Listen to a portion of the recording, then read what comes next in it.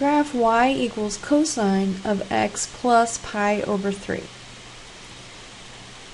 We have not added or subtracted anything on the outside of the function, so the horizontal shift is actually 0. That means our middle of our graph will remain at the x-axis. We have not multiplied anything besides 1 on the outside of the function, so our amplitude is still 1. And we have not multiplied anything times x on the inside of the function, so the period is still 2 pi. We do, however, have a phase shift. Now notice that on the inside of our function we have added pi over 3, so the phase shift will actually go in the opposite direction. The whole graph will be shifted to the left, negative pi over 3 units. So to see where our graph will start and will end, we will take the input of the function and put it in between 0 and 2 pi. Now we need to subtract pi over 3 from all 3 parts. And when I do that, remember that 2 pi has to be thought of as a fraction with a denominator of 3. So that's 6 pi over 3. So we have minus pi over 3 for the left-hand side, less than or equal to x, less than or equal to 5 pi over 3. So now this is where we start, and this is where we will end.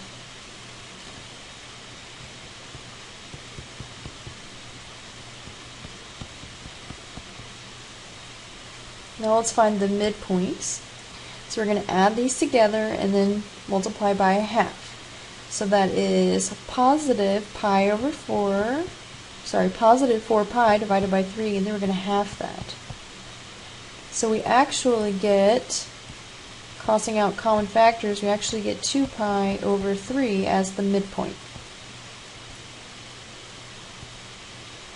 Now the midpoint between minus pi over 3 and positive 2 pi over 3, add together, that would give us pi divided by 3, and then multiply by a half. So we actually get pi over 6 as this midpoint.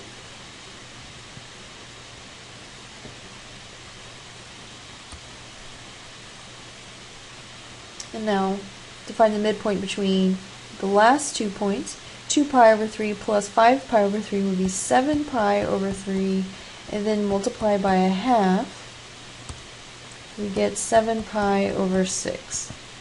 So we have our midpoints, our starting points and our endpoints, and all of our midpoints. Now let's put in our y-axis. We notice that in between minus pi over 3 and positive pi over 3, we change from negative to positive. Let's put our y-axis directly in between those two values. Because remember, the y-axis represents where x is equal to 0. Our amplitude is 1, so let's put in our amplitude of 1.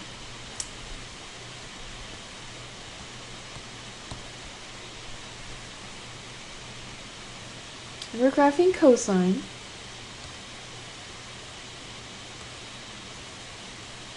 So let's remember that. We're graphing cosine here. So we will start at the max. Now I'm going to be careful here. Our starting value is minus pi over 3. So the starting x value is minus pi over 3.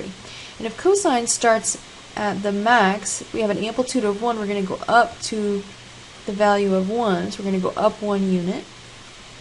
Comes back down to the middle. Remember, the middle of the graph is now at 0, y equals 0. So we're going to come back down to the middle for the second point. For the third point, we're going down to the minimum, which is at minus 1. So that y value of minus 1.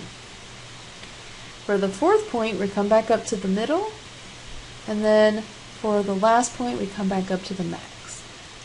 So here's our cosine. Here's our cosine wave.